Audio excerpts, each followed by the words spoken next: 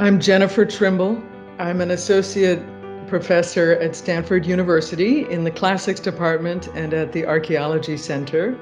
And I'm the new editor-in-chief of the Journal of Roman Archaeology, JRA.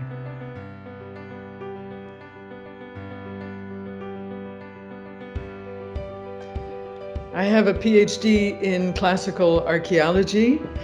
I work on Roman art history and social history, but I think about these things as an archaeologist. I like to know where things were situated and how the space and the place and the landscape affected what people did and how they organized their lives.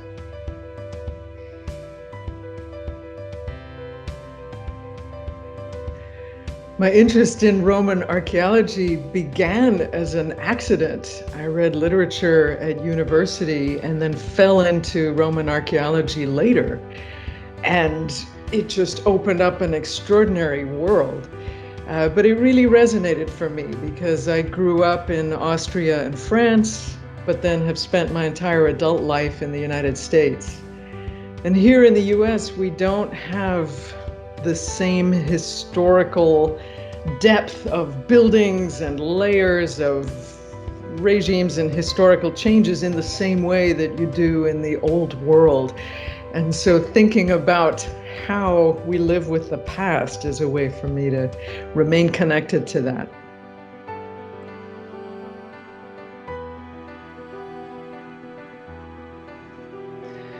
There's a tremendous legacy here because of the extraordinary achievement of John Humphrey, who founded the JRA and edited it for 33 years and really made it the flagship journal in our field.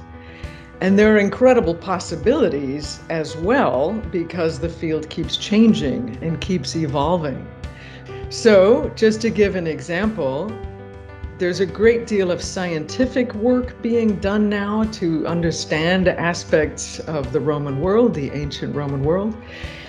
And I'd like to see those continue to be well represented in the journal. And there are really exciting theoretical frameworks that I'd love to see appear in the journal.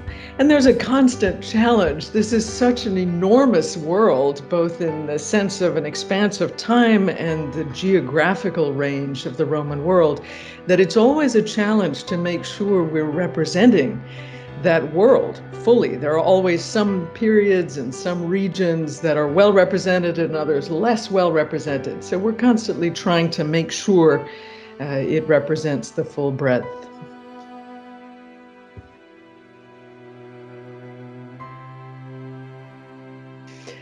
A good JRA paper has to, of course, have a terrific treatment of the evidence and a really rigorous engagement with its importance and with its implications. But a good JRA paper also speaks to a broader audience. So we don't publish fieldwork reports except in very exceptional circumstances. And we don't generally publish works that focus narrowly on a single site or a single object or a single region unless there's some connection to a broader debate or a broader question, a broader issue. So we always want to think, does this article help a broader audience of Roman archaeologists and Roman historians understand something about this method or this area or how this relates to that broader world of Roman archaeology?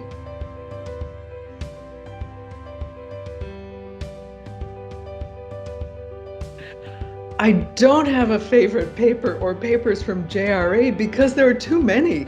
JRA has this 33-year track record of publishing extraordinary material. And so, in 2005, a collection of papers on the spaces of slave sales came out. It was edited by Lisa Fentress.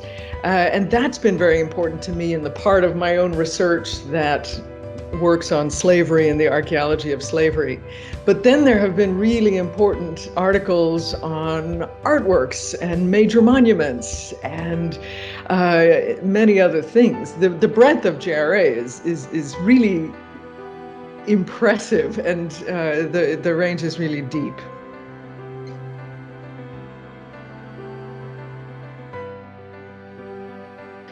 John Humphrey built something extraordinary with JRA.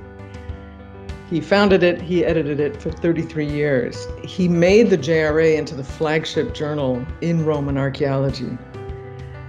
That's extraordinarily important. It gives a voice to a truly international audience. It represents people who otherwise might not have a chance to talk to each other. It's a venue to see what's happening in other parts of the field. It's also very important because it has very strong links to Roman history. John Humphrey always wanted the journal to speak to Roman historians who would publish in the journal and read the journal, and vice versa, that archaeologists would read historians publishing on related issues in the journal. And so together then, our understanding of the Roman past becomes that much better.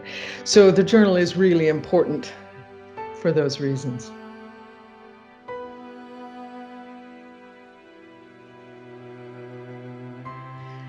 Right now, everything is new and transitional.